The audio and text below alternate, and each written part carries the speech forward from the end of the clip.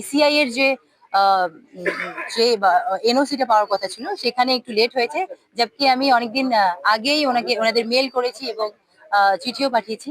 সময় একটু লেগেছে, তবে ফাইনালি আমাদের অল ইন্ডিয়া তৃণমূল কংগ্রেসের সাধারণ সম্পাদক অভিষেক বন্দ্যোপাধ্যায়, যেহেতু ওনার প্রতি আমি বিশ্বাস রেখেছি, তো ওনার বিশ্বাস রেখেই আমি আমার মনে হয় আজকে এই মনোনয়নপত্র জমা দিয়েছি। আমার মনে হয় এবার আমরা বিপুল ভোটে জয়ী হব।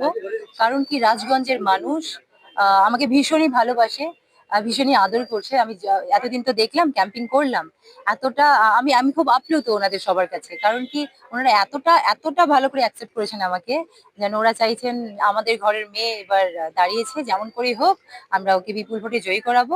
এবারে ভাই ভোটের লড়াই এই এখানেই দেখবো।